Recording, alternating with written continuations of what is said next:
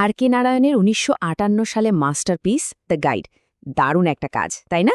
এই এক্সপ্লেনারে আমরা মূলত এই অসাধারণ উপন্যাসের একবারে গভীরে প্রবেশ করতে যাচ্ছি। আধ্যাত্মিকতা, ব্যক্তিগত উচ্চাকাঙ্ক্ষা আর পাবলিক পারসেপশন বা সমাজের মানুষের দৃষ্টিভঙ্গি সবকিছু কিভাবে একে অপরের সাথে জড়িয়ে আছে সেটাই এখানে একদম নিখুঁতভাবে ফুটে উঠেছে। এটা কিন্তু স্রেফ একটা গল্প নয়, বরং মানুষের মনস্তত্ত্ব আর পরিবর্তনের এক চমকপ্রদ দলিল। তো চলুন শুরুতেই একেবারে গল্পের ক্লাইম্যাক্স বা চূড়ান্ত মুহূর্তটাই চলে যাই। একবার ভাবা যাক, একজন অনাহারাক্লিষ্ট মানুষ নদীর জলে দাঁড়িয়ে আছেন, আর তাকে ঘিরে আছে অগণিত মুগ্ধ অন্ধভক্ত মানুষ। এই একটা দৃশ্যই কিন্তু ওই মানুষটার আসল চরিত্র নিয়ে বিশাল একটা প্রশ্নের জন্ম দেয়। আসলে তিনি কে? একজন ট্র্যাজিক হিরো, নাকি অত্যন্ত হিসেবি চতুর একজন প্রতারক?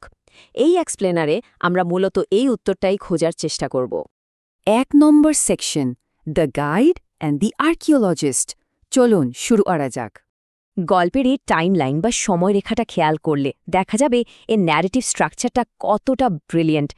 এখানে অতীত, বর্তমান আর ভবিষ্যতের এক অদ্ভুত সমান্তরাল পথ দেখানো হয়েছে। দক্ষিণ ভারতের কাল্পনিক শহর মালগুড়িতে একজন সুবিধাবাদী চটপটে ট্যুর গাইড হিসেবে রাজুর যে দুর্নীতিগ্রস্ত অতীত, তার ঠিক পাশেই দেখা যাচ্ছে বর্তমানে তার এক উচ্চ ঝুঁকিপূর্ণ আধ্যাত্মিক সংকটের মুহূর্ত, আর শেষমেশে এই চূড়ান্ত নৈতিক পরীক্ষার একটা অজানা পরিণতি। এখানে কিন্তু একটা দারুণ চরিত্র ত্রিভুজ বা ক্যারেক্টার ট্রায়াঙ্গেল কাজ করছে। একদিকে আছেন মার্কো, একজন একেবারে আবেগহীন প্রত্নতাত্ত্বিক, প্রাচীন পাথর আর গুহা নিয়েই যার ধ্যান জ্ঞান, স্ত্রী শিল্পের প্রতি যার বিন্দুমাত্র আগ্রহ নেই। আর ঠিক উল্টো দিকে আছে রাজু, ভীষণ চটকদার, সুবিধাবাদী এবং আকর্ষণীয় একজন গাইড। সুন্দরী নৃত্যশিল্পী রোজির সাথে যখন এই দুজনের দেখা হয়, তখন এই বিপরীতমুখী চরিত্রগুলোর সংঘাতে পুরো গল্পের মোড় ঘুরিয়ে দেয়। ২ নম্বর section, Rosie becomes the dancer Nalini. রাজুর জীবনের এই দ্বিতীয় অধ্যায়টা বেশ অদ্ভুত। সেখানে আক্ষরিক অর্থেই একজন স্টেজ ম্যানেজারের ভূমিকায় অবতীর্ণ হয়।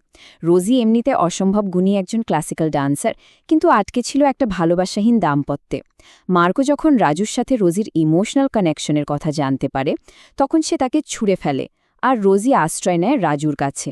রাজুর উৎসাহেই রোজি তার পুরনো নামটা বাদ দিয়ে হয়ে ওঠে বিপুল জনপ্রিয় স্টেজ ডান্সার নলিনী। কিন্তু সমস্যা হলো, এই বিপুল সাফল্যই খুব দ্রুত জন্ম দেয় এক অপরিসীম লোভের। একজন সাপোর্টিভ গাইড থেকে রাজু কিভাবে ধাপে ধাপে পুরোদস্তুর কন্ট্রোলিং হয়ে ওঠে সেটা একটু খেয়াল করা যাক। সে হয়ে ওঠে নলিনীর একমাত্র ম্যানেজার।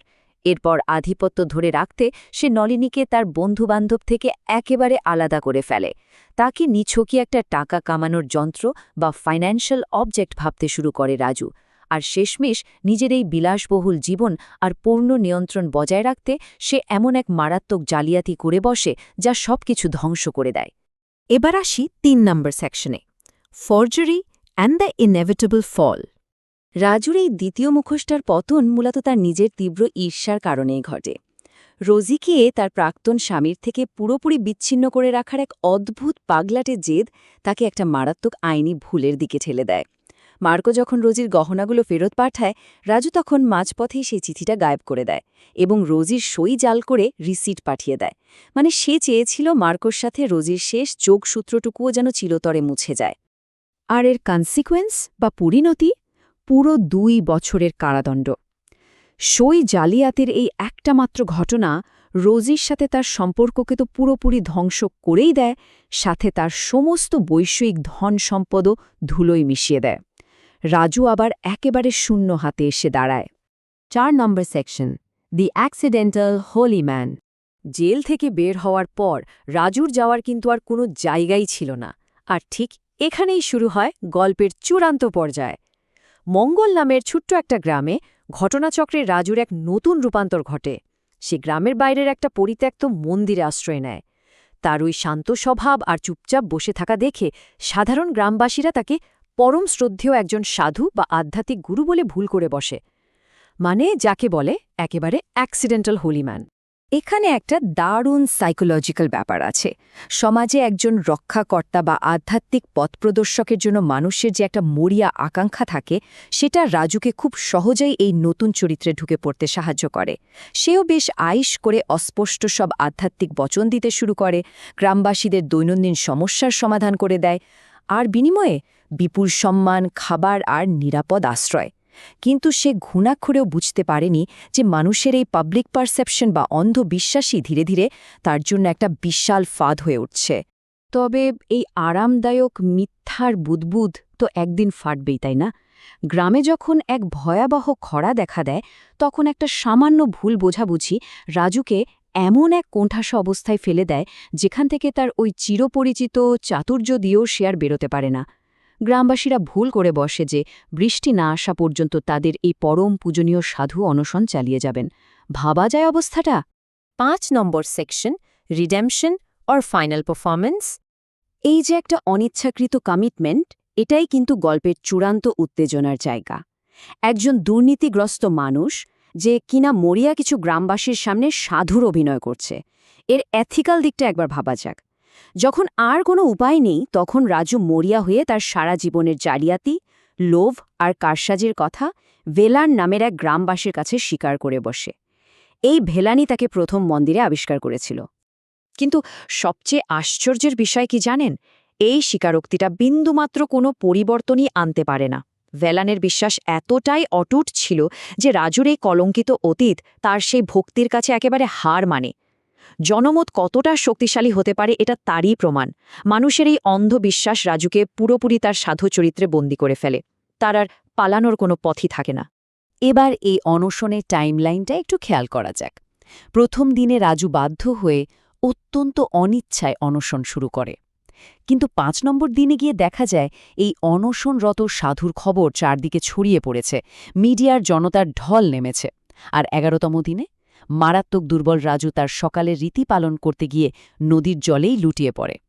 একজন পারফর্মার থেকে একজন মানুষের এই যে বাস্তব শারীরিক ও আধ্যাত্মিক পরীক্ষা, এটা সত্যি গায়ে কাটা দেওয়ার মতো। ঠিক এই জায়গাটাতেই একটা অসাধারণ ইন্টারনাল শিফট বা অভ্যন্তরীণ পরিবর্তন ঘটে। অনশনটা শুরু হয়েছিল স্রেফ পালানোর পথ না পেয়ে, কিন্তু দিনের পর দিন চরম শারীরিক দুর্বলতা রাজুর ভেতরে সব অহংকার, সব ইগো ভেঙে গুড়িয়ে দেয়। সে তখন আর জনতার হাততালির জন্য উপবাস করে না, বরং একেবারে নিঃস্বার্থভাবে কাজটা করতে শুরু করে।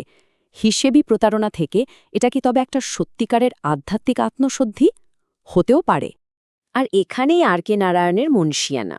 তিনি গল্পের সমাপ্তিতে দারুণ একটা অস্পষ্টতা বা অ্যাম্বিগুইটি রেখে দিয়েছেন। রাজু কি অনাহারে মারা গেল স্রেফ তার মিথ্যে মুখোশটা ধরে রাখতে গিয়ে, কারণ তার আর কোনো উপায় ছিল না? নাকি সে আসলেই সত্যিকারের বোধিলাভ বা এনলাইটেনমেন্ট অর্জন করেছিল, আর নিজেকে স্যাক্রিফাইস করার পর সত্যি বৃষ্টি এসেছিল? হিন্দু ধর্মের বোধিলাভের ধারণার সাথে এই বিষয়টা মিলে যায়, যাকে কোনো সাদা-কালো ছাঁচে ফেলা আসলেই অসম্ভব। তো একজন দুর্নীতিবাজ ট্যুর গাইড থেকে পরম শ্রদ্ধেয় সাধু হয়ে ওঠার এই অবিশ্বাস্য যাত্রাটি বিশ্লেষণ করার পর এই এক্সপ্লেনারের শেষে একটা বড় প্রশ্ন থেকেই যায়। সত্যিই কি সেদিন বৃষ্টি এসেছিল, যা তার প্রকৃত আত্মশুদ্ধির প্রমাণ? নাকি সে কেবল তার জীবনের শেষ এবং চূড়ান্ত অভিনয়টা বজায় রেখেই মৃত্যুর কোলে ঢলে পড়েছিল? এই অমীমাংসিত প্রশ্নটাই সবার জন্য একটা বড় ভাবনার বিষয়। আজ এ পর্যন্তই।